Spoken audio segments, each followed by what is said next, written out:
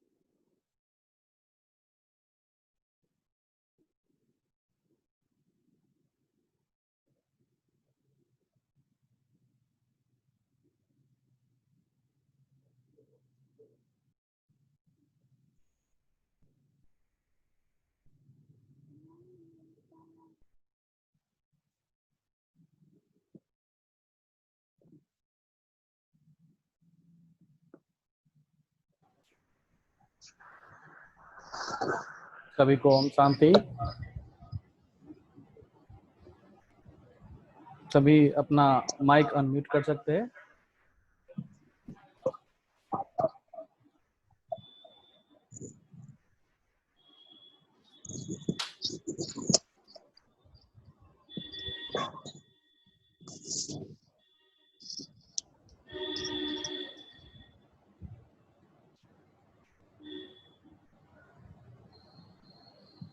Hello.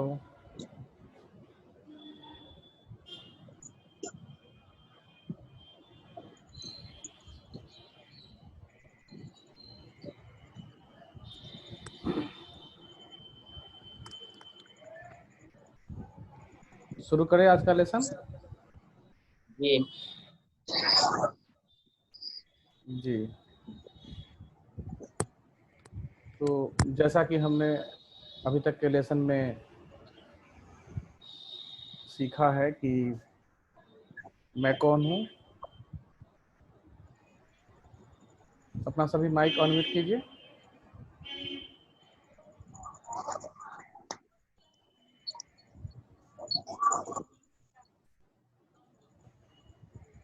तो जैसा कि हमने अभी तक सीखा है कि मैं एक आत्मा हूँ और आत्मा के नाते परमात्मा की पहचान हमको मिली। और परमात्मा कहाँ के रहने वाले हैं? परमधाम के निवासी है। और हम बच्चों को क्या दे रहे हैं?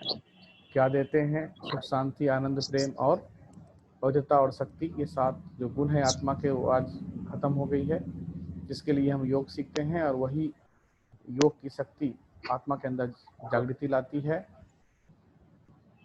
हमने ये देखा कि मन, बुद्धि, संस्कार किस तरह से हमारे ऊपर हावी होता है और हम आत्मा की शक्ति से कैसे उसको जानकर, पहचान कर फिर से उस पर विजय प्राप्त करते हैं, जिसका नाम ही है राजयोग। इस प्रकार से आगे बढ़ते हुए हमने ये देखा कि परमात्मा की मान्यताएं दुनिया में क्या है। और प्रजापिता ब्रह्मा कुमारी स्तरीय विश्वविद्यालय के अंदर जो भगवान ने हमें बताया, उसमें क्या अंतर है और क्या स्पष्टीकरण है, इत्यादि बातों को लेते हुए हमने कल जो है 3 लोक के बारे में बताया था और सृष्टि चक्र के बारे में बताया था। सृष्टि कैसे अपना इस रंगमंच पे जो है चलती है। 4 युग होते हैं और 4 युग में सबसे पहले गोल्डन एज होता है, उसके बाद सिल्वर एज होता है। गोल्डन एज मतलब सतयुग, सिल्वर एज मतलब त्रेता युग, फिर कॉपर एज द्वापर युग और आयरन एज कलयुग को कहा गया। और आज कलयुग का भी घोर कलयुग है। और उसके बाद एक हाइड युग, एक लीप युग, जो मैंने बताया कल, बाबा ने बताया इसमें कि वो 100 साल का जो संगम युग है वो चल रहा है, जिसमें हम आत्माएं अपनी बैटरी को चार्ज करती हैं। तो इस प्रकार से हमने 5 युग के बारे में कल बात की।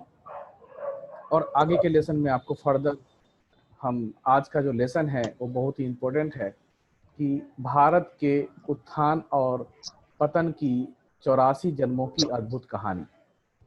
तो जिसमें मैं आपको बताऊंगा कि किस तरह से भारत जो है पलायन की तरफ बढ़ा और किस तरह भारत जो है सोने की चिड़िया थी और आज भारत की स्थिति। फिर भारत की इसलिए बात कर रहे हैं कि भारत ही एक ऐसा अविनाशी खंड है जिसका संपूर्ण डिस्ट्रक्शन, संपूर्ण विनाश नहीं होता है। और परमात्मा का अवतरण भी इसी धरा पे होता है। इसी कारण से भारत का महत्व ज्यादा बढ़ जाता है। इसलिए हम बार बार भारत की बात कहते हैं। विश्व तो पूरा आता ही है, लेकिन जितने भी विश्व की सिविलाइजेशंस हैं, अगर आपने किताब में पढ़ा होगा तो भारत की सिविलाइजेशन सबसे पुरानी मानी जाती है। 5000 साल पुरानी कहते हैं कि भारत की सिविलाइजेशन है। इतनी पुरानी सिविलाइजेशन किसी भी कंट्री की नहीं है। तो इससे सिद्ध होता है कि भारत की ही कहानी जो है सबसे प्राचीन है। भारत में ही देवी देवताओं का राज्य था और भारत में ही ये सारी जो है फिलॉसफी, सारी जो है मान्यताएं, सारी जो है भगवान के बारे में, जो अवतरण के बारे में, शिव के बारे में, सारा कुछ। और इसलिए आज अध्यात्म की खोज के लिए, शांति की खोज के लिए, आराधना, मेडिटेशन की खोज के लिए पूरे विश्व से भारत के तरफ लोग पलायन करते हैं। तो आज हम आज के लेसन में ज़्यादा ना एक्सप्लेन करते हुए मैं सीधे लेसन पे जाऊंगा, जिसमें आप देखेंगे कि इस प्रकार से मैं आज का लेसन शुरू कर रहा हूँ।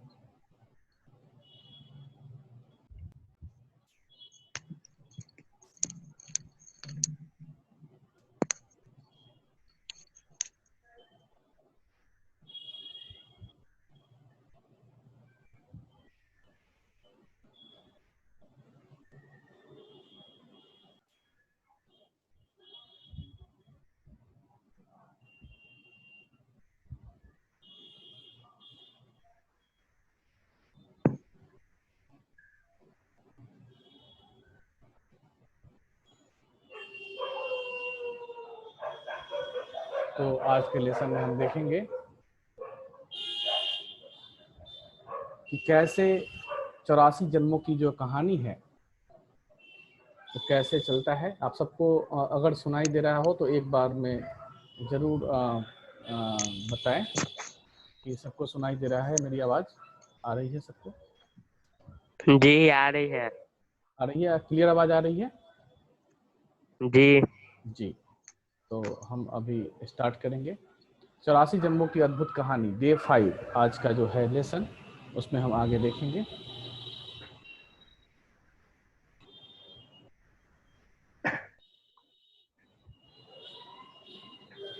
ये कल्प ट्री दिखाया है। इस कल्प ट्री में अगर आप देखेंगे तो दिखाया है इसके अंदर कि कैसे ही जो आपने कल्प वृक्ष का नाम सुना है, किन्होंने इसमें से कल्प ट्री का नाम सुना है? जी। तो कल्प ट्री किसको कहते हैं? अगर आपकी मान्यता है, आपने अगर सुना है कल्प ट्री का नाम, तो कल्प ट्री किसको कहा गया?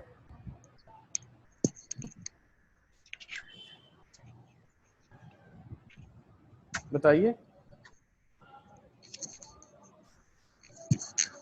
किन्हीं को पता है कल्प ट्री, कल्प वृक्ष के बारे में? वैसा वृक्ष जिसकी आयु 5000 वर्ष हो। आपने कहाँ पे सुना? ये ओम शांति वाले एक फ्रंट पेज है, उसी पे लिखा हुआ था। तो यहाँ भी लिखा हुआ है सामने। और कहीं से आपने सुना हो? नहीं, और कहीं से नहीं सुना है। कोई और व्यक्ति जिसमें मीटिंग में जो बैठे हैं कल्प वृक्ष के बारे में सुना हो पहले? नहीं, तो मैं शुरू करता हूँ। कल्प ट्री ऐसा कुछ नहीं है। कल्प ट्री एक ऐसा ट्री है जो कल्प को दर्शाता है। कल्प मतलब हमारी जो सृष्टि है, जैसे एक बीज का आप रोपण करते हैं, बीजारोपण करते हैं, छोटा सा बीज, और उससे बीज से तना और पत्तियां निकलते हुए एक वट वृक्ष के रूप में बड़ा सा बन जाता है, देखते हैं, और उसके तने शाखे इतने बड़े बड़े लंबे चौड़े हो जाते हैं, और इस तरह से सृष्टि जो है वो वृक्ष जो है बहुत ही बड़ा होता है। आपने किसी ने बरगद का ट्री देखा है? बैनियन ट्री देखा है आप लोगों ने? जी तो बैनियन ट्री देखा होगा तो देखा होगा कि उसके अंदर तना से ही एक स्टेम निकलता है और नीचे धरती में चला जाता है और फिर रूट बन जाता है, और ऐसे करते करते करते वो पूरा फैल जाता है चारों तरफ से। कलकत्ता शहर में आज भी एक बैनियन ट्री है जो बहुत पुराना है, और वो कभी भी बहुत उसकी एज ज्यादा होती है कि वो हर एक तना से जो स्टेम निकल के नीचे आता है वो जमीन में जाके चला जाता है और वो फिर स्टेम को स्ट्रॉन्ग कर देता है। और एक समय ऐसा आता है जो आपको पता नहीं चलेगा कि रियल इसका जड़ कौन सा है, और इसका जो एक बेल टाइप का जो गिरा था वो कौन सा है। ऐसा ट्री आपने कभी देखा हो तो बैनियन ट्री का ये बहुत अच्छा मिसाल है। अगर आप साउथ इंडिया जाएंगे तो हमने तो पहली बार ऐसा ट्री देखा, और अरबिंदो के आश्रम में जो एरोवली सेंटर है अपना वो पौंडीचेरी में, तो वहाँ पे मैंने देखा एक बहुत ही विशाल और पुराना ट्री, जो कि पता ही नहीं चलेगा कि उसका असली जड़ कौन सा है। वो वट वृक्ष इसलिए। तो इसी प्रकार से सृष्टि जो है आज इतना बड़ा हो गया है कि पता ही नहीं है कि इसकी स्थापना किसने की। पता ही नहीं चलता है कि इसकी स्थापना किसने की, और बहुत ज़्यादा कन्फ्यूजन है। और इतने सारे धर्म, जाति पाति, ऊंच नीच, इतने सारे समाज बन गए हैं जो आज हम कन्फ्यूज है। और खासकर सबसे ज़्यादा जो कन्फ्यूजन जो है वो हिंदू धर्म के अंदर ही है कि हमारे असली पूर्वज कौन थे, हमारी असली स्थापना कब हुई। तो ये सब सारी बातें जो है कन्फ्यूजन, जैसे जिस प्रकार से उस पेड़ में कन्फ्यूजन है कि असली जड़ कहाँ है इसका, उसी प्रकार से सृष्टि का भी रचयिता, सृष्टि के दाता, परमात्मा के बारे में, गॉड के बारे में, हमारे पूर्वजों के बारे में, हमारी मान्यताओं के बारे में तरह तरह के मतभेद हैं, तरह तरह के भेद हैं, तरह तरह की बातें चलती हैं। जो कोई किसी से मिले तो कोई और कुछ कहता है, किसी से मिले तो कुछ और कुछ कहता है। लेकिन जो परमात्मा ने जो बताया प्रजापिता ब्रह्मा के तन में साक्षात्कार कराने के बाद, सबसे नीचे देखा होंगे एक प्रजापिता ब्रह्मा का दिखाया। एक ट्री जो है उल्टा है, यहाँ तो सीधा दिखाया है, लेकिन परम धाम में इस ट्री को उल्टा उल्टा उल्टा दिखाते हैं। उल्टा मतलब ये सारी एक एक बिंदी के रूप में आत्मा वहां रहती है, और ये जो आत्मा का ही सारा झाड़ है एक तरह से। और ये पूरे झाड़ का जो आयु है वो 5000 साल है। और देखेंगे नीचे सृष्टि की जब स्थापना होती है तो सबसे पहले नीचे दिखाया जल के अंदर ब्रह्मा, और ब्रह्मा विष्णु और महेश के द्वारा, और फिर सतयुग दिखाया, उसके ऊपर दिखाया त्रेता युग राम और सीता, उसके ऊपर फिर दिखाया द्वापर युग जहाँ भक्ति शुरू हो जाती है। भक्ति में कई सारे जो है ऋषि मुनि आते हैं, विश्वामित्र हैं, ये हैं वो हैं। द्वापर युग में बहुत सारे भक्ति के अंदर भी बहुत शक्ति होती है, जितने भी ऋषि मुनि के गायन है। फिर द्वापर युग में बहुत सारे धर्म की स्थापना होती है, जैसे जीसस क्राइस्ट आते हैं, महात्मा बुद्ध आते हैं, ऐसे करके कलयुग में भी बहुत सारे जैसे गुरु नानक देव जी आते हैं। ऐसे करके ये वृक्ष बढ़ता ही जाता है, उनके फॉलोअर्स बढ़ते ही जाते हैं। और आज तो इतनी जाति पाति पंथ इतने सारे संस्था हो गए हैं कि ये वृक्ष बहुत ही बड़ा हो गया है। तो और इसका फिर लास्ट में जो ऊपर सबसे ऊपर देखे टॉप पे दिखाया गया है कि दो बिल्ली आपस में लड़ते हैं। बिल्ली कहा गया दो बिल्ली, एक यूरोपियन कंट्री और दूसरा बोलते हैं यूएसए। ये दोनों आपस में लड़ेंगे, और लड़ने के बाद क्या होगा कि विपन्स, सारे जो विपन्स जिन्होंने बनाए हैं, न्यूक्लियर बॉम्ब्स वगैरह सब, और उस सृष्टि का जो है इतना जबरदस्त पावर होगा उसके अंदर कि मैग्मा की तरफ पिघल जाएगा। और भारत में खासकर जो दिखाया है कि भारत का विनाश कैसे होगा। भारत का विनाश होगा नेचुरल क्लाइमिटीज से, भूकंप आएंगे, आग लगेगी, आंधी होगी, तूफान होगा। और क्योंकि भारत ने कभी किसी को न्यूक्लियर बम से या किसी कंट्री को आज तक वार करने की कोशिश नहीं किया, शांति प्रिय देश रहा शुरू से। तो भारत में धर्म के नाम पे सबसे ज्यादा मारकाट होगा, धर्म के नाम पे मारकाट होगा। तो इस तरह से जो है सृष्टि का इस तरह से विनाश होगा। इस तरह से जो यूरोपियन कंट्री है, बाकी जो कंट्री है, वो एटॉमिक वार और सिविल वार से खत्म होगा। और जब एक साथ भूकंप और पांचों प्रकृति के पांचों तत्व जब एक साथ अपना तांडव दिखाएंगे तो सृष्टि ट्रांसफॉर्मेशन की तरफ बढ़ जाएगी। तो ये सारा कल्प ट्री का चित्र में ये सब दिखाया है। इसको विस्तार से समझने के लिए आपको आगे के लेसन में ले जाता हूँ।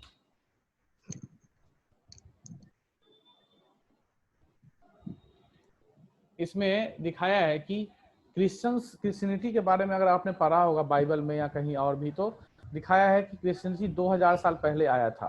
तो आज से 2000 साल पहले देखेंगे तो समझ में आता है। चलो क्रिश्चियन जो जीसस क्राइस्ट थे, उनको परमात्मा का साक्षात्कार के द्वारा इन्होंने एक क्रिश्चियन धर्म की स्थापना की, और उन्होंने कहा कि God is one, God is light, परमात्मा एक है और वो लाइट है और वो हम सबका पिता है। और उन्होंने जीसस क्राइस्ट ने सत्य की स्थापना के लिए पूरे अपने जीवन को त्याग दिया, लास्ट में उनको सूली पर भी चढ़ा दिया गया, और इस तरह से ये ज्ञान उन्होंने पूरी दुनिया को दिया। और आज जीसस क्राइस्ट को फॉलो करने वाले पूरी दुनिया में बहुत सारे लोग हैं। उस प्रकार से बुद्धिज्म में देखेंगे तो बुद्धिज्म भी 2250 वर्ष पहले आए, और इस तरह से उन्होंने बुद्धिज्म धर्म की स्थापना की। और उन्होंने भी भक्ति, मूर्ति पूजा और कई सारे जो समाज में विकृतियां थी जाति के नाम पे, धर्म के नाम पे, ब्राह्मणवादी सिद्धांत और बहुत सारे चीजें, उनको खत्म किया। और बुद्धिज्म को फॉलो करने वाले बहुत सारे लोग पूरे विश्व में हैं। लेकिन अगर हम हिंदूज की बात करें तो हिंदुज्म के अंदर क्वेश्चन मार्क है कि जिस तरह से बुद्धिज्म, क्रिश्चियनिटी, पंजाबी धर्म की स्थापना, चाहे मुस्लिम धर्म की स्थापना हुई, मोहम्मद साहब ने किया, उस तरह से अगर हिंदूज की बात करेंगे तो हिंदू की स्थापना किसने किया, ये क्वेश्चन मार्क है, किसी को नहीं पता है। आप में से किसी को पता है? नहीं, क्योंकि ये हिंदू ऐसा कोई धर्म है ही नहीं। ये लोगों ने अपने उससे बना दिया कि ये हिंदू है, ये मुस्लिम है, तो ये इंडिया में हिंदू ज्यादा है तो हिंदुस्तान है, ऐसा कुछ नहीं है। भारत एक देश है और उसमें हर धर्म के लोग रहते हैं। चाहे विश्व में किसी भी कंट्री में जाएंगे तो हर धर्म के लोग रहते हैं। इसका ये मतलब नहीं है कि उस धर्म के से नाम से उस कंट्री का नाम हो जाए। हिंदुस्तान, पाकिस्तान तो इसने अंग्रेजों ने बनाया, अंग्रेजों ने इसको नाम दिया। लेकिन ऐसा कोई हिंदूज करके कोई धर्म नहीं था। हमारा धर्म था आदि सनातन देवी देवता धर्म, ये मूल धर्म है। आदि सनातन देवी देवता धर्म, जिस धर्म से हम लोग बिलोंग करते हैं। तो हिंदूज का जो स्थापना है ऐसा कुछ नहीं है। देवी देवता घराने की स्थापना परमात्मा ने स्वयं आज से 5000 साल पहले की थी, और वही देवी देवता आहिस्ता आहिस्ता आहिस्ता आहिस्ता जन्म लेते लेते लेते लेते आज मनुष्य आत्मा के रूप में पूरी धरती पे है। देखेंगे तो हिंदुज्म की स्थापना की बात कहीं भी लिखी नहीं है, कहीं भी आपको मिलेगा नहीं। इसके ब्लूप्रिंट्स कहीं भी आपको शास्त्रों में, गीता में, कहाँ भी। तो यही इसलिए हम कंफ्यूज हैं कि परमात्मा हम और इतने सारे देवी देवताओं की पूजा करते हैं, फिर उनको ही भगवान मानते हैं, किसी भी देवी देवता को भगवान कह देते हैं, भगवान और देवता में फर्क समझते नहीं है। सबसे ज्यादा कंफ्यूजन और सबसे ज्यादा जो क्या बोलते हैं डाउनफॉल जो हुआ है वो हिंदू धर्म के अंदर ही हुआ है, अगर देखेंगे तो, ओनली बिकॉज ऑफ दिस। और उसके बाद ये चित्र आप सभी देख पा रहे होंगे। इस चित्र में दिखाया है कि भारत के उत्थान और पतन के 84 जन्मों की अद्भुत कहानी, the wonderful story of rise and the downfall of the Bharat, जिसमें आपको स्पष्ट रूप से दिखाया गया। और ये सारा जो चित्र आप देख रहे हैं किसी मनुष्य ने भले बनाया हो प्रजापिता ब्रह्मा कुमारी ईश्वरीय विश्वविद्यालय में, लेकिन ये सारा जो आप ज्ञान सुन रहे हैं ये कोई मेरा पर्सनल ज्ञान नहीं है। और ये जो सारा ज्ञान सुन रहे हैं आज से 84-85 साल पहले दादा लेखराज जो संस्था के स्थापक थे, उनको परमात्मा ने डायरेक्ट साक्षात्कार कराया। और जो साक्षात्कार कराया उनको, उन्होंने स्वयं अपने हाथों से उसको ऐसा ड्रॉ किया और बाद में चित्र के रूप में 50 के दशक में हम सबके सामने आया। तो ये सारा ज्ञान परमात्मा के द्वारा स्वयं दिया गया ज्ञान है। तो इसमें दिखाया कि सबसे पहले सतयुग होता है। सतयुग के अंदर दिखाया गया 1250 वर्ष, और उस समय हम सूर्यवंशी घराने के होते हैं, जहाँ पे 16 कलाएं हमारे अंदर होती हैं, और देवता घराना हमारा होता है। 8 जन्म हम वहाँ पे लेते हैं, और जनसंख्या सतयुग की, पैराडाइज की 9 लाख होती है लास्ट में। उसको गोल्डन एज कहा गया। ये सब कुछ इसमें लिखा गया है। देखेंगे तो सूर्यवंशी घराने के हम होते हैं, इसलिए सूर्यवंशी मतलब उस समय आत्मा की लाइट बहुत ही जबरदस्त पावरफुल होती है। और आत्मा जब सतो प्रधान होती है तो शरीर भी बहुत ही सतो प्रधान कंचन काया होता है, निरोगी काया होता है। और उस प्रकार से सतयुग की महिमा करे तो आपके रोंगटे खड़े हो जाएंगे और बहुत ही प्रफुल्लित मन करेगा, क्योंकि सतयुग में श्री राधे और श्री कृष्ण को दिखाया है, और बहुत ही और आनंदमय स्थिति का अनुभव वहाँ पे होता है। और वो सब कुछ इसी धरा पे होता है, इसी भारत, इसी धरती पे होता है। ऊपर कोई कुछ भी ऐसा कुछ ऊपर नहीं है जो अपने सीरियलों में या महाभारतों में या कहीं कहीं देखा होगा देवी देवता ऊपर से उड़ रहे हैं आसमान में, ऐसा कुछ भी नहीं होता है।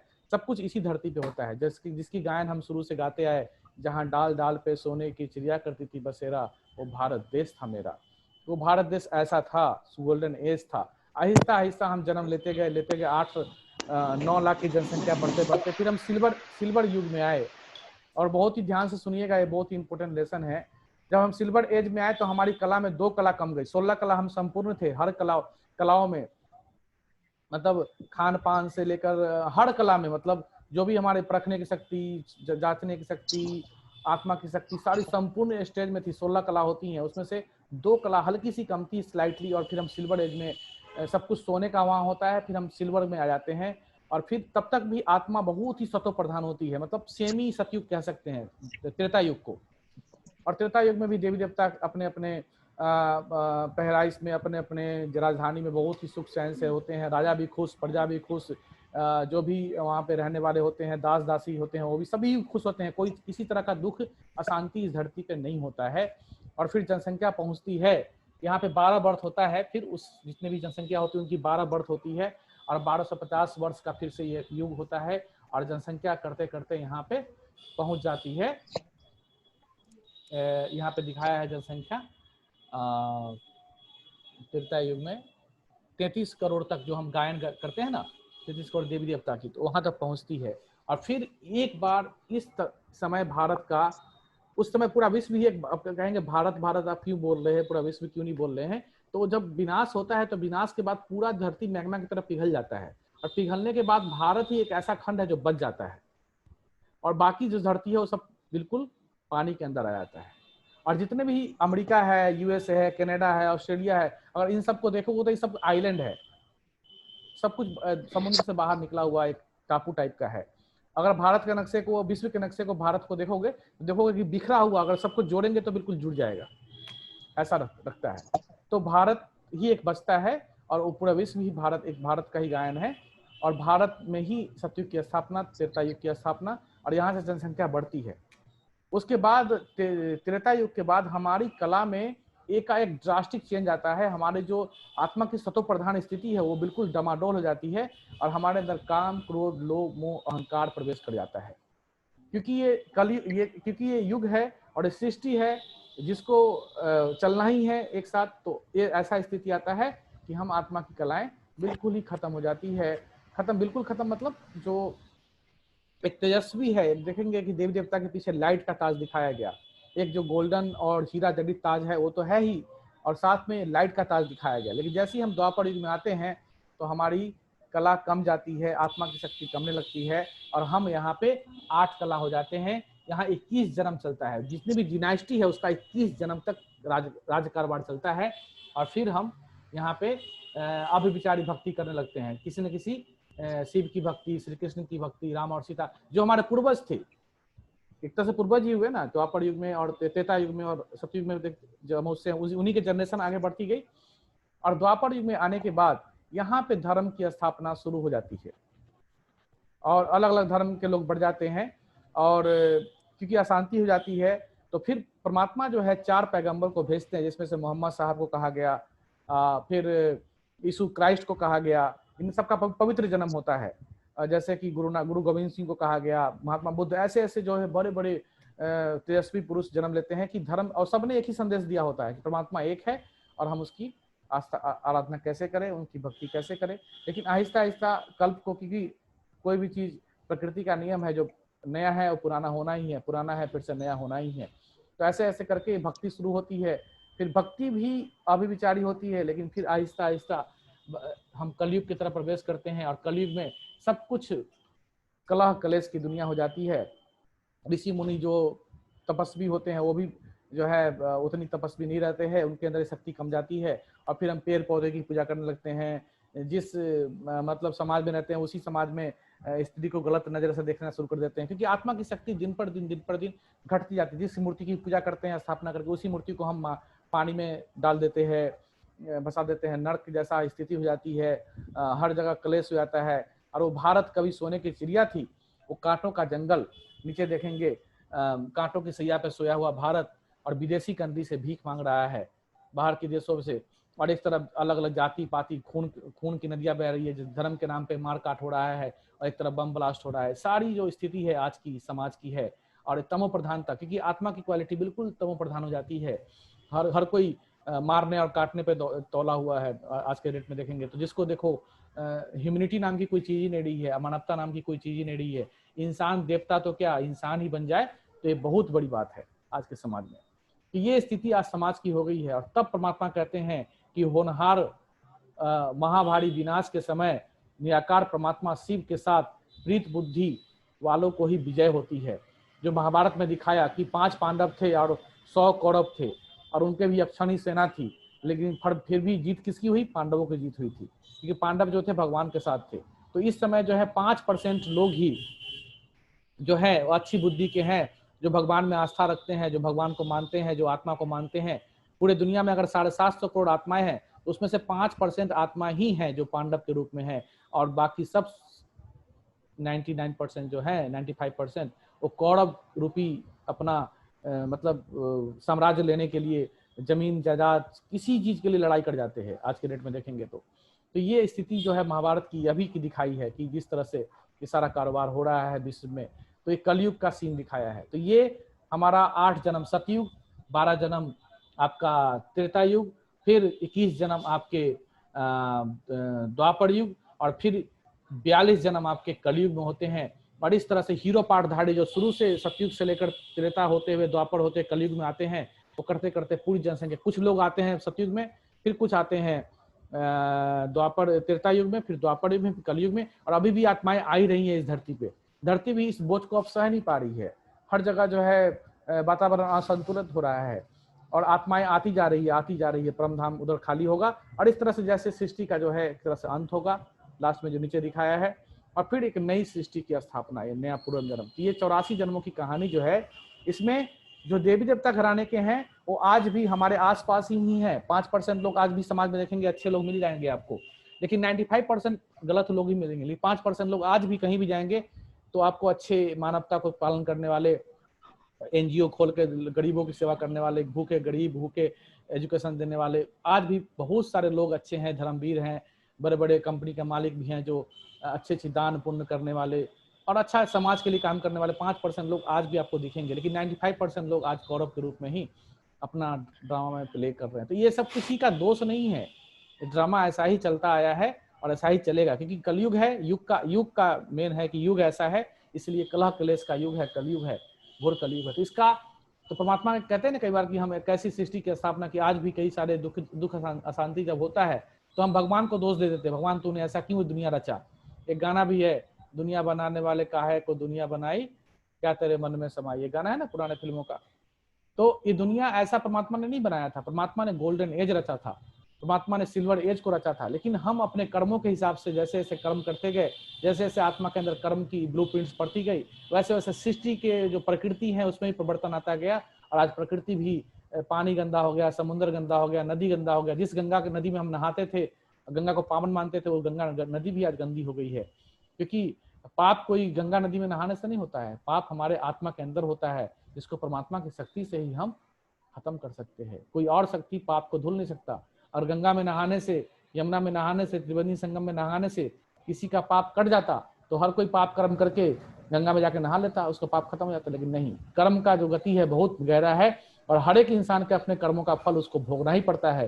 वो आपको दिखता नहीं है, लेकिन लास्ट तक उसको इस कर्मों का फल इसी धरती पे, इसी जन्म में भोगना पड़ता है। और नहीं तो इस जन्म में नहीं तो फिर अगले जन्म में भोगना पड़ता है, लेकिन भोगना तो है ही। जिसका जो कर्म है उसका भोगना। तो अच्छे कर्म का फल अच्छा, बुरे कर्म का बुरा, ये शुरू से ही है। इसीलिए कहा गया कर्म ही पूजा है। हर एक मंदिर मस्जिद में लिखा गया वर्क इज वर्शिप, कर्म ही प्रधान है। तो ये है हमारी भारत के उत्थान के 84 जन्मों की अद्भुत कहानी, जिसमें जनसंख्या 8-9 लाख से लेकर आज 750 करोड़ है। अब वो आपको देखना है कि आपको फिर से कलयुग में ही जन्म लेना है या फिर द्वापर युग में आना है जन्म, क्योंकि जन्म मरण से हम आत्मा कभी छूट नहीं पाती है। हाँ, रेस्ट के लिए जब ये सृष्टि का जब ट्रांसफॉर्मेशन का स्टेज आता है, जब चारों तरफ से प्रकृति भी, पुरुष भी, आत्मा भी, परमात्मा भी सब जब फोर्स लगाते हैं तो धरती का ट्रांसफॉर्मेशन होता है।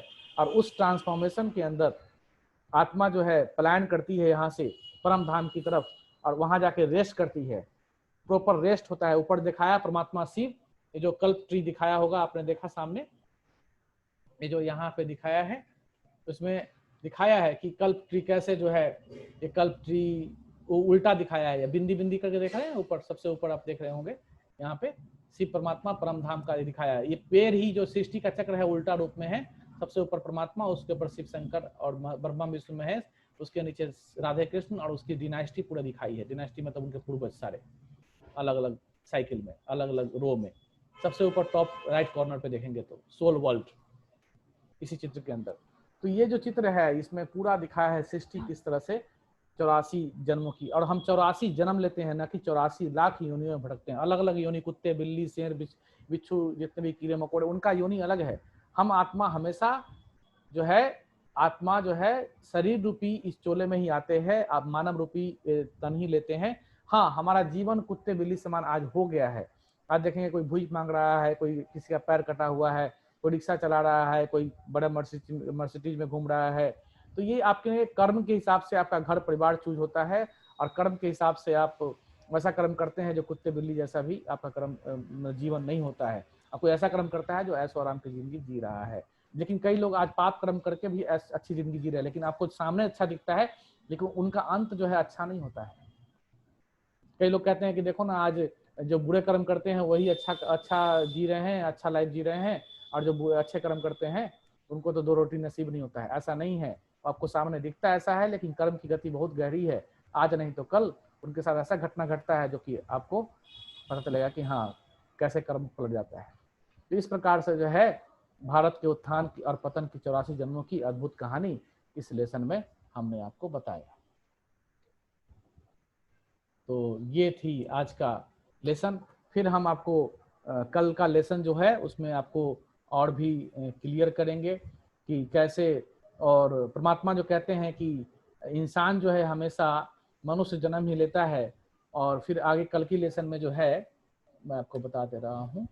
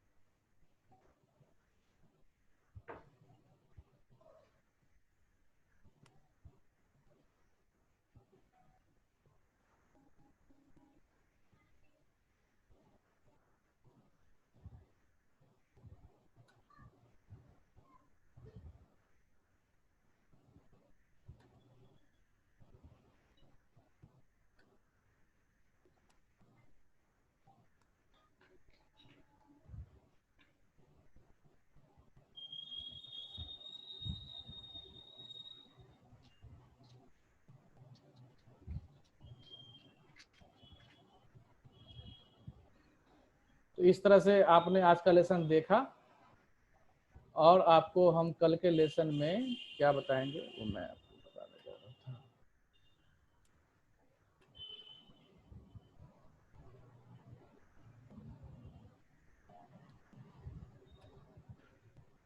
आज 5वां दिन था, 6ठे दिन में।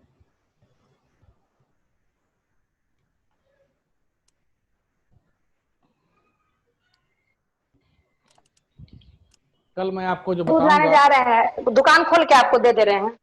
आपको जो कल बताएंगे उसमें आएगा राजयोग का आधार एवं विधि। ठीक है, कल के लेसन में आपको बताएंगे राजयोग का आधार क्या है और उसकी विधि क्या है, इसके बारे में आपको हम कल बताएंगे। हेलो बेटी। आपकी पीछे से आवाज आ रही है।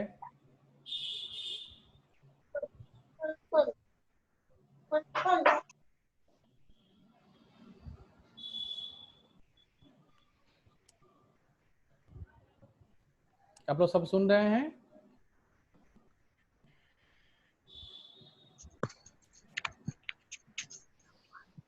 सब लोग सामने आइए प्लीज।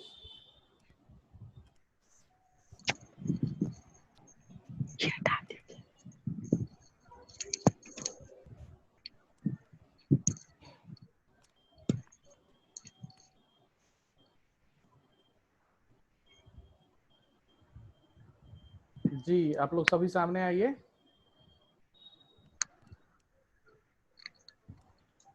सर आप जो बोले कि कल का टॉपिक राजयोग का आधार और विधि है, ये टॉपिक समझ में नहीं आया।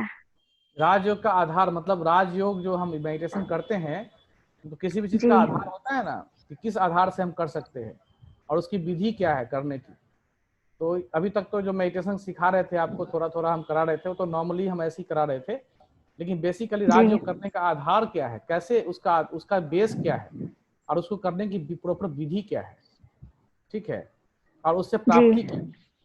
मतलब कोई भी चीज कीजिएगा, आप कोर्स कर रहे हैं, उससे कुछ प्राप्ति होगा तब ना उसको कीजिएगा। अब खाना जी खाते पेट भर जाता है, तो खाना खाने का आधार क्या है कि थाली लेंगे, खाना को उसमें रखेंगे, फिर प्रॉपर उसको बैठेंगे, फिर मुंह में डालेंगे, फिर चबाएंगे, फिर खाएंगे। इस प्रकार से राजयोग कोई भी चीज की विधि होती है, कैसे करना है और उसका आधार क्या है, बेस क्या है, और उसको करने से प्राप्ति क्या है। समझ रहे हैं? तो ये तीनों जी चीज मैं आपको कल क्लियर करूंगा। मोस्ट प्रोबेबली जो आपका लेसन है जो है खत्म के उस पे है, लेकिन हम फिर भी कल का लेसन लेंगे, राजयोग की आधार, उसकी विधि और उससे प्राप्ति। ठीक है, राजयोग का आधार, विधि एवं प्राप्ति, और फिर और भी स्पष्ट करेंगे कि मनुष्य जो है मनुष्य जन्म ही लेता है, कोई कीड़े मकोड़े कुत्ता बिल्ली नहीं बनता है, और वो कैसे लेता है उसको भी हम सिद्ध करेंगे आपको। तो आप जैसे कि आप ऐसे भी समझ सकते हैं कि मनुष्य का जन्म जो है, कई लोगों का क्वेश्चन रहता है ना कि मनुष्य का जन्म, जैसे डॉक्टर आभा जी का क्वेश्चन था, किसका क्वेश्चन था पीछे, तो उसमें जैसे आप देखेंगे कि केले के पेड़ में कभी आम आ सकता है क्या? कभी आपने देखा केले के पेड़ में आम या आम के पेड़ में केला लगा हुआ? नहीं। कभी देखा कि शेर से कभी कुत्ते का बच्चा हुआ हो, या आदमी के तन से कभी बंदर या फिर आदमी के तन से कभी कुत्ता पैदा हुआ हो? कभी हुआ ऐसा? नहीं। तो कैसे हम कुत्ते बिल्ली कीड़े मकोड़े में जा सकते हैं? नहीं जा सकते हैं। जब जब प्रकृति में नियम ही नहीं है, हमारा क्रोमोसोम अलग है, हमारा डीएनए अलग है, जानवरों का डीएनए अलग है, उनका ब्लड का डीएनए डिफरेंट है हमारा, तो हम कैसे कुत्ते बिल्ली में जा सकते हैं? अगर साइंटिफिक रीजन से भी देखे तो ये पॉसिबल ही नहीं है। ठीक है, तो हम कभी भी 84 लाख योनियों में नहीं जाते, हम सिर्फ 84 जन्म ही लेते हैं। मैक्सिमम से मैक्सिमम हमारा 84 जन्म होता है, उससे कम 60, 65, 2, 4, 5, 6 भी हो सकता है। लेकिन 84 लाख योनियों में जो कहा गया है वो गलत प्राप्त है। वो कहा गया इसलिए क्योंकि लोगों को डराया गया कि कोई गलत कर्म ना करे, जो ऐसा कर्म ना करे जिसको ऐसा जन्म लेना पड़े। लेकिन ऐसा कुछ होता नहीं है। जब आम के पेड़ में केला नहीं हो सकता, आदमी का बच्चा, आदमी का जो है आदमी कभी कुत्ते को और पैदा नहीं कर सकता, तो कैसे हम किसी और जन्म में जा सकते हैं कीड़े मकोड़े में? हाँ, हमारा जीवन वैसा हो सकता है। हम जीवन, आज देखिए लोग शराब पी के उल्टे हुए हैं, उसका कुत्ता मुंह चाट रहा है, लोग रोड पे पड़े हुए हैं, खाने को तड़प रहे हैं, तो क्या कुत्ते बिल्ली से भी बेकार जीवन है कि नहीं आज के जीवन में? कई लोग जो है ऐशो आराम से जिंदगी जी रहे हैं, अच्छा सा जीवन जी रहे हैं। तो हमारा मानव जीवन ही हम ऐसा अपने कर्मों के हिसाब से बना लेते हैं, न कि हम डिफरेंट योनियों में जाते हैं। तो ये सिद्ध होता है कि हम हमेशा मनुष्य में ही रहते हैं। हाँ, कुत्ते बिल्ली की योनि अलग है, वो अपने हिसाब से जन्म लेते हैं। ठीक है जी। और जैसे कि मैंने बताया कि मनुष्य जन्म की 84 जन्मों की अद्भुत कहानी, उसमें आपने देख ही लिया कि कैसे देवी देवता घराने से हम आज सिंपल मनुष्य बन गए हैं, लेकिन इतने भी नहीं गिरे हैं कि कुत्ता बिल्ली बन जाए। कुत्ता बिल्ली की अलग योनि है, उनके भी अलग वो फिलोसफीज हैं, लेकिन वो सब परमात्मा की ही संतान वो भी हैं। लेकिन क्या है, उनकी योनि अलग है, हमारा डीएनए अलग है, हमारा क्रोमोसोम अलग है, उनका क्रोमोसोम अलग है।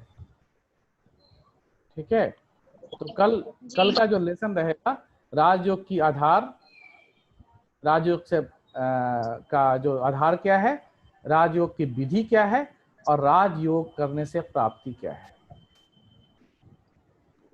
ये 3 बिंदुओं पर हम प्रकाश डालेंगे। ठीक है,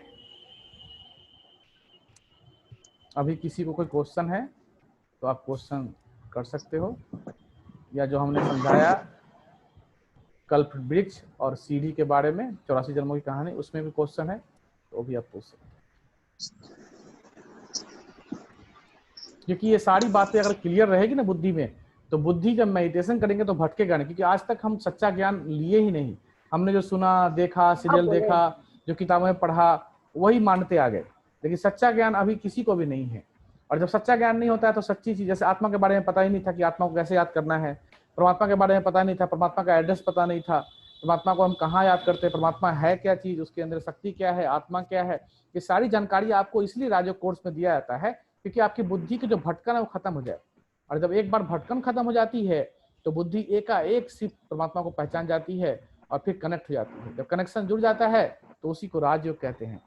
राजयोग मतलब जब आत्मा अपने शक्ति को पहचान लेती है और इस शरीर पे राज करती है, इस मन पे राज करती है, इस बुद्धि पे राज करती है, क्योंकि आत्मा ही मास्टर है और बाकी सब उसके कर्मचारी हैं। आज आत्मा अच्छा सोचती है तो आपका लाइफ भी अच्छा होता है, जैसा सोचोगे ऐसा बन जाओगे, कहते हैं ना। तो उस प्रकार से हमारा राज हमारे ऊपर हो जाता है, इसलिए कहा गया राजयोग। मानव जो देवता बन सकता है राजयोग से, इसलिए कहा गया राजयोग। तो बेसिकली जो सारा थ्योरेटिकल पार्ट हम बता रहे हैं आपको, वो मन की भटकन, बुद्धि की भटकन जो हम सालों साल जन्म जन्म नहीं जान पाए, वो अभी हम जान रहे हैं कि आत्मा क्या है, परमात्मा क्या है। आत्मा के अंदर 3 शक्ति है, मन है, बुद्धि है, संस्कार है। फिर हम आत्मा जाति कहाँ है, फिर आएंगी कैसे, परमात्मा कहाँ रहने वाले हैं, उनको याद कैसे करना है, हमारी जो आत्मा की जो बैटरी डिस्चार्ज हो इसको चार्ज कैसे करना है, आदि आदि आदि आदि बातों को सुलझाने के लिए, मन की भटकों को दूर करने के लिए ये सारा थियोरेटिकल पार्ट होता है। और फिर आप प्रैक्टिकल में मेडिटेशन सीखते हैं और फिर उस मेडिटेशन को अपने जीवन में जोड़ते हैं, अपने जीवन के रूटीन में। और कोई भी जीवन, कैसा भी प्रोफेशन, कैसा भी कारोबार, कैसा भी घर में रहने वाले, बिजनेस में करने वाले, सबके लाइफ में आहिस्ता आहिस्ता आहिस्ता आहिस्ता सुख, शांति, आनंद, प्रेम की वर्षा होना शुरू हो जाता है। इसी का नाम है राजयोग। 7 डेज कोर्स जो करते हैं, 7 डेज कोर्स में इसीलिए सारी बातें बताई जाती हैं। ठीक है, कलयुग अब कितने दिन का रह गया है? वो छोड़ दीजिए। अगर हमने अभी शरीर छोड़ दिया तो मेरे लिए तो अभी खत्म हो गया ना। अगर आप उसमें कैलकुलेशन में जाइए कितना दिन रह गया है, आसार दिख रहे हैं, देखो इतना बड़ा है तो परमात्मा ने ब्लूप्रिंट दिखा दिए। मैंने कल के लेसन में बताया ना कि कलयुग के समय के लास्ट समय के क्या क्या निशानियां हैं, मैंने कल बताया था कि नहीं बताया था? लेकिन करेक्ट कैलकुलेशन परमात्मा भी किसी को बताते नहीं है, और करेक्ट कैलकुलेशन बता दिया जाए तो धरती पे तो ऐसी हलचल मच जाए। अगर एक्यूरेट बता दे, अगर डॉक्टर भी हमको कह देता अरविंद जी आपको 5 दिन ही जीना है, तो आपके जीवन में तो हलचल आ जाएगा। आएगा कि नहीं आएगा? लेकिन किन्होंने क्वेश्चन किया था? ये प्रीति जी ने किया था।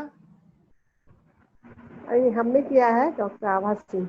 डॉक्टर आभा जी, अगर आप किसी पेशेंट को बोल दीजिए 4 दिन ही जीना है तुम्हें, तो क्या होगा उसके लाइफ में? वो 4 दिन तो छोड़िए, पहले एक ही दिन में मर जाएगा। लेकिन 1250 वर्ष है ना कलयुग की अवधि। तो आप देख लीजिए ना, 1250 वर्ष है और 2500 साल पहले क्राइस्ट आए थे। अगर देखेंगे कैलेंडर जो हम फॉलो कर रहे हैं, कैलेंडर जो आज के इंग्लिश कैलेंडर जो फॉलो, तो उसके हिसाब से देख लीजिए कलयुग का बिल्कुल लास्ट है,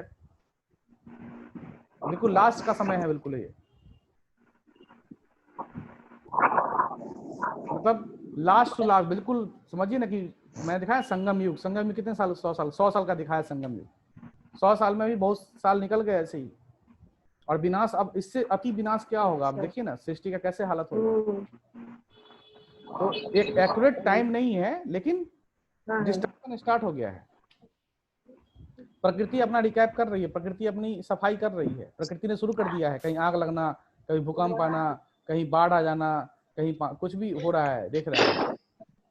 प्रकृति ने कर दिया और पुरुष ने भी कर दिया है। मतलब सर आपका कहने का मतलब यही है कि the whole of the world will come to an end. नहीं, क्या बोल रहे हैं? सुना नहीं। The whole of the world, जितनी भी जो वर्ल्ड है ना, there will be a world war, है ना, वर्ल्ड वॉर होगा। और हाँ, ये सारा देखिए, अब चाइना यूएस की हालत देखिए कैसी हो रही है। चाइना यूएस रिलेशनशिप देखिए, इंडिया चाइना रिलेशनशिप देख लीजिए, ईरान और यूएसए के अंदर देख लीजिए, वेनेजुएला की हालत देख लीजिए, करेंसी करप्ट हो गई वहां पे। जो वर्ल्ड की हालत है, सिचुएशन है, इकोनॉमिक की सिचुएशन पहले ही खराब थी।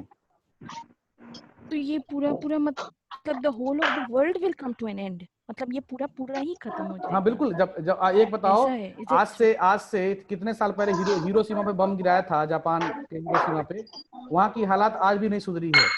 जो उस समय तो बम्स बहुत छोटे छोटे थे, आज कितनी बड़ी बड़ी बम्स हैं। एक बॉम्ब भी गिर गया किसी देश के ऊपर, धरती तो ऐसी मैग्मा की तरफ पिघल जाएगा। मैं बोल रही हूँ कि सतयुग भी तो इसी धरती पर आएगी ना। राइट, बिल्कुल आएगी। तब तो भी तो इसी धरती पे आएगी। तो सारा जो तत्व है ना एक साथ मिल जाएगा, एकदम नए। ये अब बताइए, सोने की चिड़िया कैसे बनेगी? सोने का महल कैसे बनेगा? सोना कहाँ से आएगा इतना? कहते हैं ना कि सत्य। ये जो धरती पिघलेगी, एक मूवी है, संचिता आप क्वेश्चन कर रहे हैं ना? हाँ जी। एक मूवी बनाई है हॉलीवुड ने, पोलारीज, यूट्यूब पे अवेलेबल है। अच्छा, उसको आप देखिएगा। अच्छा, देखूंगी। पोलारीज नाम है उसका, उसको यूट्यूब पे देखिएगा। उसमें सारा डिस्ट्रक्शन दिखाया कि धरती का विनाश कैसे होगा। और कई सारे इंग्लिश फिलोसफर ने भी इसके बारे में लिखा हुआ है अपने अपने फिलोसफी में। अच्छा, ओनली 9 लाख पीपल जैसे कि सतयुग में आएंगे। 9 लाख लास्ट है, 9 लाख जो है सतयुग का लास्ट है। शुरुआत बहुत कम है। शुरुआत तो श्री कृष्ण दो आत्माएं से होती है ना, जिसको शुरुआत 2 ही से होती है, जिसको मुस्लिम धर्म ने कहा आदम। बाकी लोग म्यूट कर ले, बाकी लोग म्यूट का क्या होगा? वो बैठे रहेंगे, वो परम धाम में रेस्ट करेंगे ना,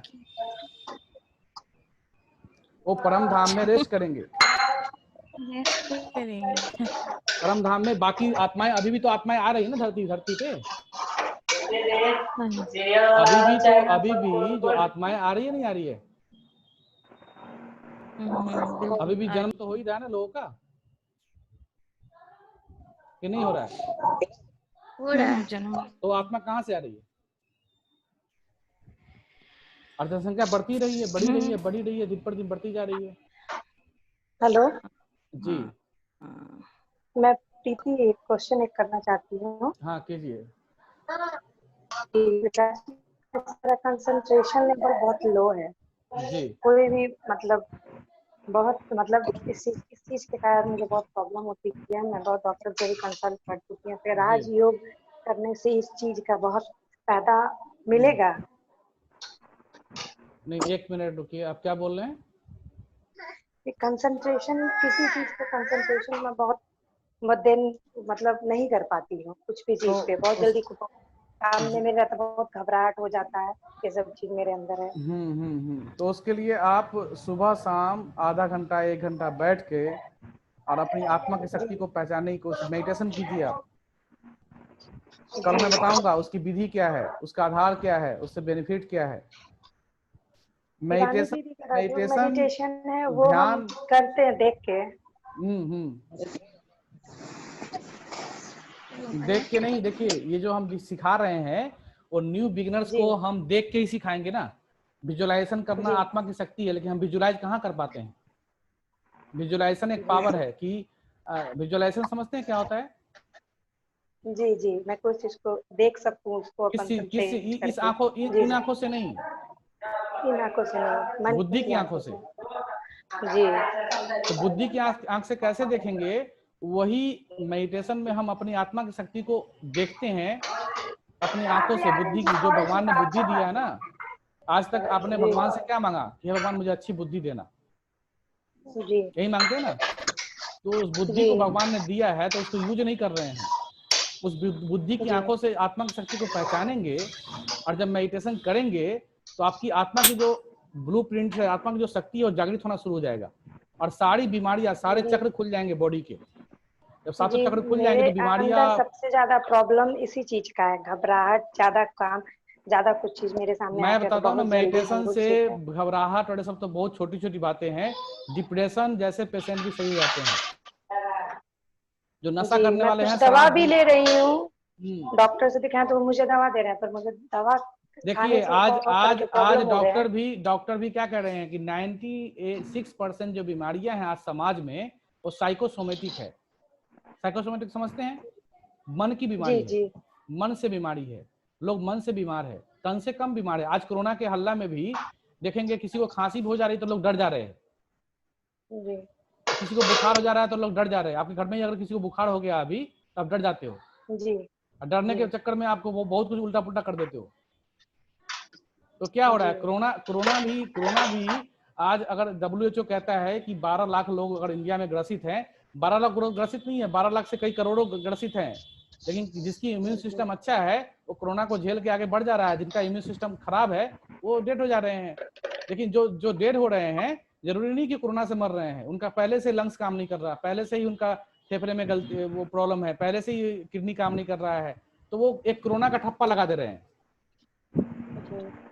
सबसे ज्यादा मेरे अंदर यही प्रॉब्लम है, घबराहट की बहुत बड़ी बीमारी है मेरे नहीं, तो घबराहट की जो आज जो हमेशा होती है, आज जो कोरोना का जो कहर है उसमें भी तो यही हो रहा है ना। जी जी। इसके पहले तो खांसी होती थी, हम घबराते नहीं थे। इसके पहले भी बुखार होता था आपको, अब घबराते नहीं थे, लेकिन आज घबरा जाते हो क्योंकि ये डर जो बैठ गया है मन में उसको हटाना है। तो मेडिटेशन एक ऐसा टूल है जिससे न कि ये घबराहट, न कि ये बाकी सारी प्रॉब्लम का जो एक मास्टर योग है, उसको राजयोग कहा गया, जिससे आत्मा ही मजबूत होती है। और जो डॉक्टर कहते हैं कि साइकोसोमेटिक साइकिक प्रॉब्लम जो होती है वो सारा मन से शुरू होता है। जब मन ही स्ट्रांग हो जाएगा तो आत्मा जब स्ट्रांग हो जाएगी तो शरीर तो अपने आप स्ट्रांग हो जाएगा।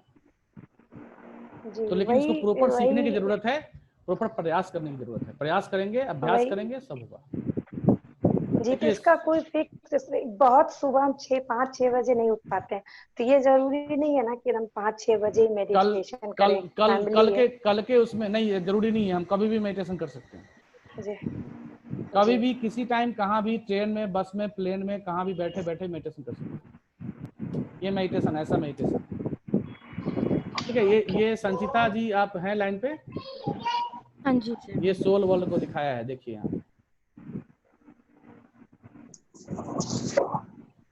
ये सारा जो देख रहे हैं, एक एक जो पॉइंट देख रहे हैं, ये सोल की पॉइंट्स हैं। कौन सी बोल रहे हैं सर? ये तो जितने भी आइकन्स हैं। राइट राइट, वो सारा सोल की एनर्जी है। ओके। सारा जो देख पा रहे हैं आप, ये सारा सोल वर्ल्ड है। हाँ जी।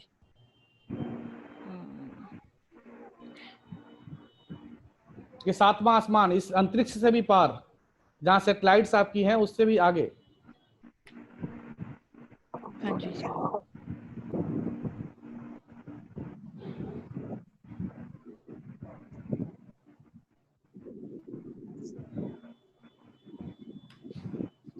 और इसी को बोलते हैं मुक्ति।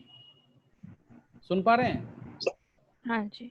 इसी को बोलते हैं मुक्ति। लेकिन मुक्ति हमें कब मिलती है? जब धरती, मुक्ति सबको तो पहले मिलती नहीं है। आपको एक जन्म लेना है तो एक जन्म तो लेना ही लेना है। संपूर्ण अगर मुक्ति मिल जाए तो परम धाम से सृष्टि की रचना ही नहीं हो। जितने भी बड़े बड़े ऋषि मुनि लोग जो तपस्या करते हैं कि हमें मुक्ति मिल जाए, मुक्ति तो कभी किसी को मिलती नहीं है। मिलती है एक ही बार, जब सृष्टि का खत्म होता है। जैसे मैंने बताया कि सभी लोग रहते इधर आसपास ही है या सटल वर्ल्ड में रहते हैं। परम धाम की तरफ प्रस्थान। परम धाम एक आनंदित अवस्था है जहाँ बॉडी होता नहीं हमारे पास, सिर्फ सोल होता है। और सोल भी कंप्लीटली रिचार्ज हो जाता है वहां पे जाकर ना, कंप्लीटली रिचार्ज। जो भी हमारे पाप कर्म है वो सब कुछ खत्म हो जाते हैं वहां पे जाके। और सोल कंप्लीटली इनलाइटमेंट हो जाती है उसकी, एकदम एक उस अवस्था की हम वर्णन नहीं कर सकते। बहुत ही आनंदमय स्थिति होती है वहां पे। और कोई भी कैन सोल अटेन सैल्वेशन? अगर सैल्वेशन हमें चाहिए, can we attain salvation, freedom from the cycle of birth and rebirth? नहीं, ये पॉसिबल नहीं है। We can't. नहीं, हाँ वो होगा कि जीवन ही ऐसा बने, आपका घर परिवार ही ऐसा मिलेगा, बर्थ ऐसा आपके कर्म के हिसाब से आपका ऐसा मिलेगा जो कि लगेगा कि आनंदित जीवन है। कोई भी एफर्ट नहीं करना पड़ रहा है। अब जैसे सतयुग जो है कंप्लीटली वो स्वर्ग जो है, स्वर्ग में कोई भी एफर्ट नहीं करना, एफर्टलेस वो युग है सतयुग। वहाँ कोई भी कर्म नहीं करना पड़ रहा है, कर्म का अपने आप अकर्म बन रहा है। वहाँ प्राप्ति है, वहाँ कोई दुख है ही नहीं, अशांति है ही नहीं। कोई भी राजा हो, प्रजा हो, गरीब हो, अमीर हो, कोई भी गरीब वहाँ पे है ही नहीं। ऐसा कुछ, सब लोग मन से, तन से, धन से संपूर्ण है। तो वो स्टेज सतयुग का भी ऐसा ही होता है, त्रेता युग का भी ऐसा ही होता है। दो युग बहुत ही वंडरफुल होता है। सतयुग में मतलब there will be no doctors, no engineers, no, nothing. तो वो क्या होंगे? आत्मा परम धाम में जाकर इतना चार्ज हो जाती है, जो सतो प्रधान आत्माएं हैं उनको बिल्कुल कंचन काया मिलता है। और जैसा जैसा आत्मा की शक्ति होती है वैसा ही प्रकृति होती है आसपास की। आत्मा बिल्कुल प्योर होती है तो प्रकृति भी कंप्लीटली प्योर होती है। तो कोई दुख देने वाला चीज होता ही नहीं वहां पे। और त्रेता युग में भी नहीं होता। ये सब द्वापर से शुरू होता है। जैसे जैसे आत्मा डिप्लीट होती है वैसे वैसे प्रकृति भी डिप्लीट होता है, डिस्चार्ज होता है। प्रकृति में भी दुख अशांति आती है, क्योंकि पता है ना, प्रकृति और आत्मा ये दोनों एक दूसरे से बहुत ज्यादा रिलेशन है। अगर इस रिलेशन को देखना है साइंटिफिक व्यू में तो डॉक्टर इमोटो हैं, एक बहुत ही बड़े साइंटिस्ट हैं जिन्होंने वाटर और माइंड पे रिसर्च किया।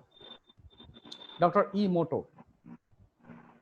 अगर पानी को कहते हैं कि पानी को चार्ज करके पीना चाहिए। पानी के अंदर कोई भी प्रकृति की चीज है, चाहे वाटरफॉल है, नदी है, तालाब है, झरना है, समुद्र है, ग्रीनरी है, आपको अटैक करता है कि नहीं करता है? क्यों करता है? आप कितना भी टेंशन में रहिए, समुद्र है उससे एक हाँ, मतलब एक है कि आपको क्या चीज पॉजिटिव वाइब्स दे रहे हैं, नहीं मतलब क्यों अटैक करता है? वाटरफॉल, झरना, समुद्र की लहरें, नदियां, तालाब आपको अटैक क्यों करता है? एक एक चीज का साइंटिफिक व्यू है। आपके बॉडी में 75% पानी है। डॉक्टर आभा हमारे साथ जुड़ी हुई है। आपके बॉडी में 75% क्या है? चाहे वो मलमूत्र के रूप में, चाहे वो खून के रूप में, चाहे वो पानी के रूप में, पूरे बॉडी में 75% बॉडी पानी का ही बना हुआ है। इसलिए पानी आपको ज्यादा अटैक करता है। समझ रहे हैं जी? एक एक चीज के पीछे रीजन है, क्योंकि ये बॉडी किससे बना हुआ है? 5 तत्वों से बना हुआ है। और 5 तत्वों में सबसे ज्यादा क्या है? पानी है। और बाकी भी तत्व जैसे नेचर है, हरियाली है, खुशबू है, प्यूरिटी है, ये सब कुछ भी आपको अट्रैक्ट करता है। क्यों करता है? क्योंकि आत्मा की रियल क्वालिटी ही है। समझ रहे हैं? तो बहुत ही भास्ट है अध्यात्म। हम 7 डेज में तो सब कुछ क्लियर नहीं कर सकते हैं, लेकिन आप जैसे जैसे मेडिटेशन करेंगे तो आपकी अनुभव की शक्ति, आपकी आत्मा की शक्ति आपको बहुत कुछ अपने आप अनुभव कराएगी। मेडिटेशन एक समझिए कि जबरदस्त एनर्जी है जिसमें आपको बहुत कुछ फील होगा, बहुत कुछ energy. Meditation is a 2 way communication, this is not a 1 way communication. जैसे भगवान से हम मांगते हैं, बोलते हैं और वो सुनते हैं कि नहीं सुनते पता नहीं चलता, लेकिन मेडिटेशन में आपको लगेगा कि हाँ हमारी कोई सुन रहा है और वहां से रिप्लाई भी आ रहा है, ऐसा लगेगा। हाँ जी बिल्कुल। मेडिटेशन है 2 वे, आप गॉड से कम्युनिकेट करते हो, गॉड को दोस्त बना लेते हो। जो हमने बचपन से गाए, तमेव माता च पिता तमेव बंधु सखा तमेव विद्या द्रविणम तमेव मम देवा देवा, ये सिर्फ गाते आए, लेकिन कभी अनुभव नहीं किया कि परमात्मा हमारा बाप बन सकता है क्या, परमात्मा हमारा दोस्त बन सकता है क्या, परमात्मा हमारा सखा बन सकता है क्या, परमात्मा हमारी माँ बन सकती है क्या। आपने सिर्फ उसी माँ की पालना लिया जो आपकी माँ ने, जिन्होंने पैदा किया, लेकिन परमात्मा के साथ कभी माँ का अनुभव, परमात्मा के साथ कभी प्यार का अनुभव, जैसे मीरा के था, जैसे प्रहलाद को था, वो वाला अनुभव हम कर पाते हैं आज? क्या नहीं कर पाते हैं, सिर्फ गायन मात्र है वो। समझ रहे हैं? तो मेडिटेशन में आप 2 वे कम्युनिकेशन करते हैं और एक आनंदित स्थिति का अनुभव होता है, उसमें बहुत सारे क्वेश्चन का आंसर तो आपको अपने आप मिल जाता है। हाँ बिल्कुल, ये तो है sir, because meditation is a tremendous energy. Meditation में एक जबरदस्त पावर है जिससे आप आने वाले कल को भी देख सकते हो, अपना भविष्य देख सकते हो, क्योंकि पूरा रिसर्च है, पूरा साइंटिफिक रिसर्च है। तो 7 डेज में तो मैं ईच एंड एक, हमारे भी बहुत सारे क्वेश्चन अनसॉल्व है। मैं लगभग पर्सनली बताऊं तो मैं 18 साल से मेडिटेशन प्रैक्टिस कर रहा हूं। कई सारे क्वेश्चन मुझे भी अनसॉल्व है, क्योंकि मैं भी अभी सीख ही रहा हूं और चीज़ों को अपने जीवन में उतार रहा हूं। लेकिन मेडिटेशन एक जबरदस्त एनर्जी है जिससे आप, मतलब I can't explain from my mouth. Actually, we people are not worried about कि what's going to happen in the future. Only the thing is that कि अभी जो situation है, only the thing is कि जो हम लोगों को किसी से एक होता है ना कि आप पेरेंट्स से ही ले लो, my papa passed away 1 year back, अभी भी अगर है कि whenever I remember him ना, तो मुझे बहुत बहुत अंदर से दुख होता है, and I cannot stop my tears from inside. Only the thing is that only because of अगर आप tears को लेके आएंगे और दुखी होंगे तो जहां भी वो आत्मा है वो भी दुखी होगी। हाँ, because he is soul, वो तो soul conscious है। Only because of you attach with the body, क्योंकि वो आपके फादर थे और अपने बॉडली अटैचमेंट है आपको। जहाँ आत्मा की जानकारी आपको मिल गई, तो अभी अब जब मेडिटेशन में बैठेंगी तो उस आत्मा को यहीं से बैठे बैठे वाइब्रेशन दीजिए कि आप जहाँ भी हैं, जहाँ भी जिस जन्म में हैं, आप बहुत ही खुश हैं, आनंदित है, प्रेम स्वरूप हैं, और परमात्मा से आपको जो मैं शक्ति ले रही हूँ आपको भी मैं दे रही हूँ। तो आहिस्ता आहिस्ता देखेंगे जो बॉडी का रिलेशन है ना, वो आत्मिक रिलेशन हो जाएगा, और जैसे ही आत्मिक रिलेशन होगा आपका रोना खत्म हो जाएगा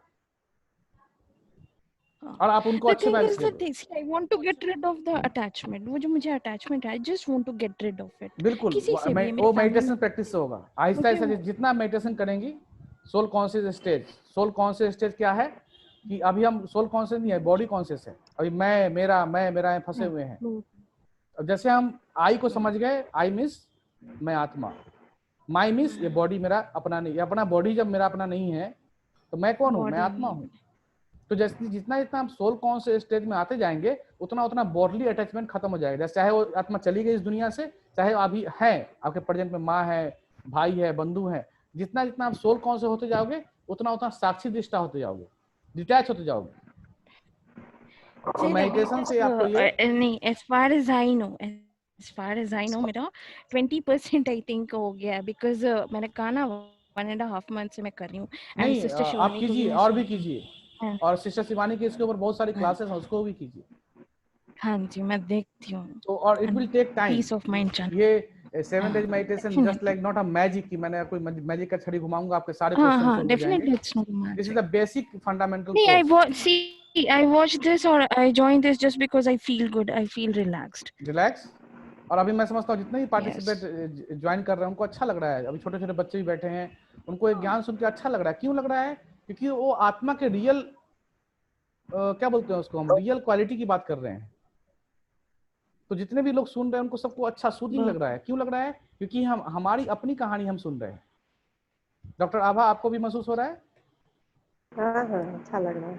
क्योंकि हमारी अपनी कहानी है, मैं किसी और की बात नहीं कर रहा हूँ, मैं आपकी अपनी कहानी को याद दिला रहा हूँ।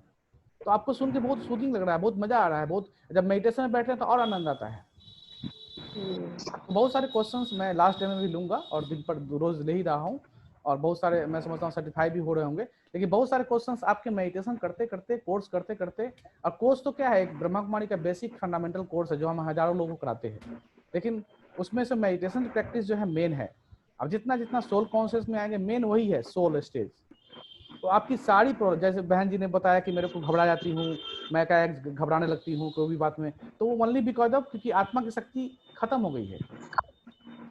उस आत्मा की शक्ति को क्या करना है, चार्ज करना है। चार्ज कैसे करना है वो मैं आपको कल बताऊंगा, कैसे हम उसको आत्मा को रियलाइज करें, कैसे सुप्रीम सोल से कनेक्ट करें, उसकी आधार क्या है, विधि क्या है, प्राप्ति क्या है, और बाकी दिन में भी मैंने बताया भी है।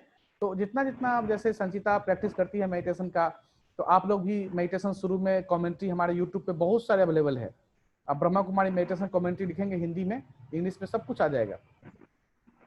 और बैठिए, रूटीन बना लीजिए कि आधा घंटा सुबह, आधा घंटा शाम। वो भक्ति वाला कहानी नहीं करना है, ओम नमः शिवाय, ओम नमः शिवाय, जाके चंदन कर लिया, आरती गा ली, बस हो गया जी, आज पूजा कर लिया।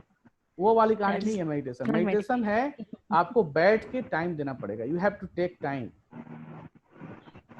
एक रिसर्च पेपर है। अच्छा, how much time you people give for meditation? मतलब इन द मॉर्निंग हम लोग का रूटीन शुरू होता है सुबह 4 बजे से। 4 बजे से कितने बजे तक? 4 से हम लोग 5 तक मेडिटेशन करते हैं, 5 बजे फिर जाते हैं, फ्रेश होते हैं, और फिर फ्रेश होने के बाद हम फिर 6 बजे मेडिटेशन में बैठ जाते हैं। 6 से 7 मेडिटेशन चलता है, फिर 1 घंटा, और फिर 7 से 8 हमारी एक गीता की वाणी चलती है, और वो फिर करने के बाद हम लोग अपना बाहर आते हैं। फिर 8:30-9 बजे ब्रेकफास्ट करते हैं, फिर जो कारोबार है सेंटर का, जो भी काम जिसको भी जो भी सेवा मिली हुई वो करते हैं। फिर हम शाम को 5:30 से लेकर 7:30 तक मेडिटेशन में बैठते हैं। जरूरी नहीं सब लोग 2 घंटा बैठते हैं, कोई 1 घंटा, कोई आधा, अपने अपने टाइम के हिसाब से आधा घंटा, 1 घंटा, मतलब 2-3 घंटा तो लोग हम लोग मेडिटेशन करते ही करते हैं। और एक समय ऐसी अवस्था आ जाती है जो हम बात करते करते, काम करते करते भी मेडिटेशन करते रहते हैं, क्योंकि हमें मन से जुड़ना है। हाँ, समझ रहे हैं ना? तो जैसे हम लोग हैं तो अलार्म बजेगा 4 बजे, हम 2:45 में जग जाएंगे, अपने आप नींद खुल जाएगी, वो माइंड में अलार्म सेट हो गया। चाहे हम यहाँ हैं, चाहे हम दिल्ली में हैं, चाहे बॉम्बे में हैं, चाहे अमेरिका में है, अपने टाइम पे जरूर उठ जाएंगे, क्योंकि हमें पता है कि उससे प्राप्ति क्या है, हमें पता है कि उससे एनर्जी क्या है, हमें पता है कि उससे हमें फायदा क्या है। तो और उसकी कोई अंत नहीं है, कोई 8 घंटा भी करता है, कोई 4 घंटा भी करता है, कोई 2 घंटा भी करता है। तो मैं कहता हूँ आप उतना मत करो, लेकिन 20 मिनट से शुरुआत करो, फिर 40 मिनट तक जाओ, 1 घंटा भी कर सकते हो। अभी तो टाइम बहुत है आपके पास, प्रैक्टिस करो और मेडिटेशन में खोजो अपने आप को कि मैं कहाँ हूँ, मेरी प्रॉब्लम थी वो सॉल्व हुई कि नहीं हुई, क्योंकि आत्मा की जानकारी आपको मिल गई है।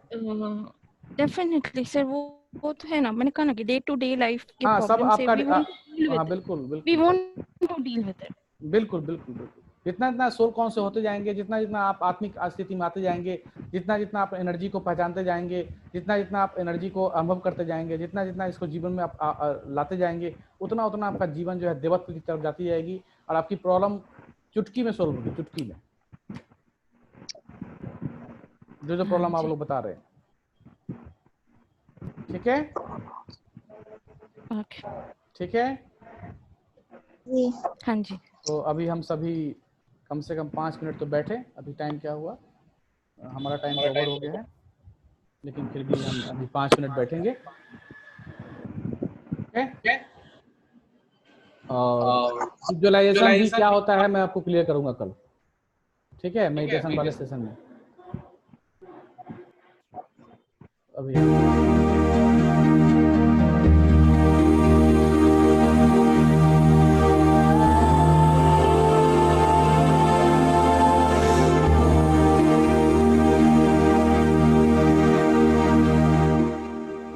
सभी अपनी अपनी जगह पे बैठ जाएं, जहां भी फोन को रख दे सामने।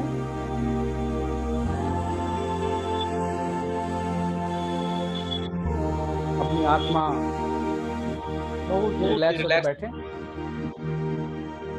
दोनों नीचे पैर पैरेलल रहे, हाथ भी आप जैसे रख सकते हैं रिलैक्स होकर रखें।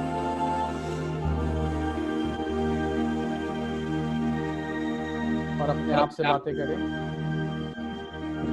चाहे तो आंखें बंद कर सकते हैं, चाहे तो खुला रख सकते हैं।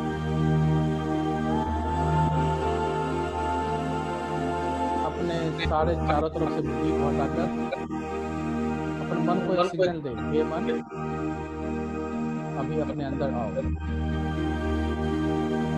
दोनों आंखों के बीच जहाँ आप चंदन लगाते हैं, जस्ट लाइट कर पॉइंट ऑफ लाइट, एक चमकता हुआ सितारा मैं आत्मा हूँ। मैं आत्मा स्वरूप, शांति मेरी रियल क्वालिटी है।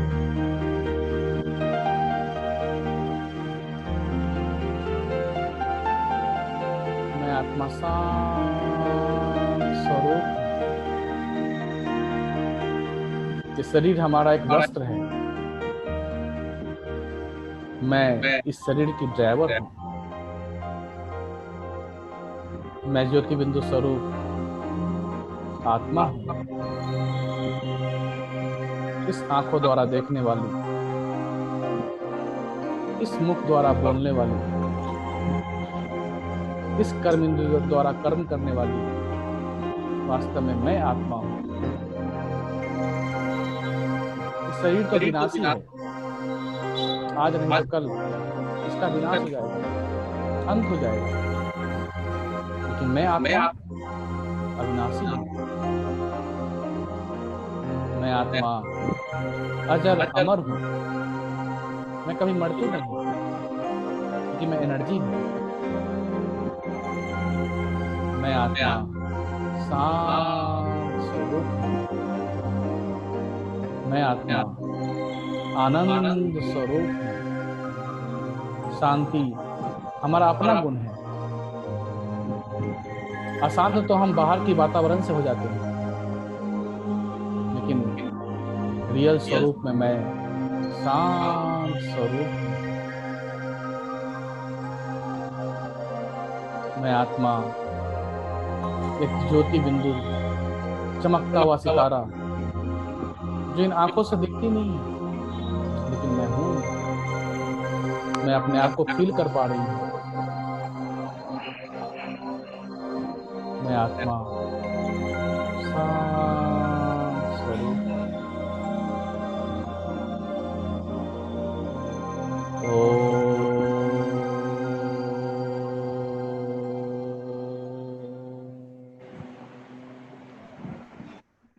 सभी लोग ओम की ध्वनि कर सकते हैं।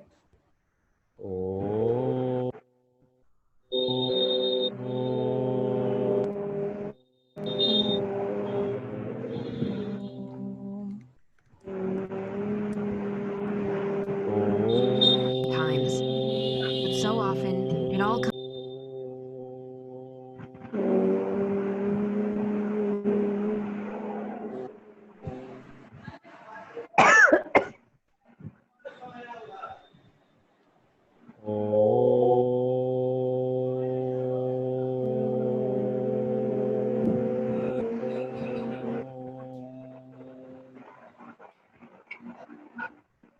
ओम शांति शांति शांति। ठीक है, तो इस प्रकार से हाथों को रब कर सकते हैं अच्छे से। अपने आंखों पे रखें।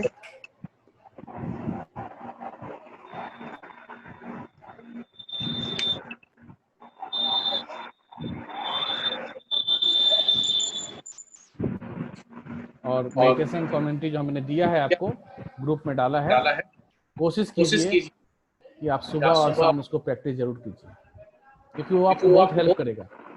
प्रीति जी संचिता कर रही हैं, आभा जी आप सबसे अनुरोध है तो कमेंट्री जो हमने दिया है उसको सुबह शाम प्रैक्टिस करेंगे तो आपको बहुत समझ में आएगा कि कैसे आत्मा ट्रेवल करती है नीचे से परमधाम की ओर, और फिर कैसे एनर्जी को गेन करती है, कैसे लेती है। उस कमेंट्री में पूरा वीडियो की तरह विजुअलाइजेशन दिखाया गया है। ठीक है, तो आपको मेडिटेशन क्लियर होगा। ठीक है, वो मेडिटेशन प्रैक्टिस करेंगे ना तो आपके क्वेश्चन, माइंड के क्वेश्चन को आहिस्ता आहिस्ता सोल्व कर देगा, बहुत सारे क्वेश्चन सोल्व होंगे।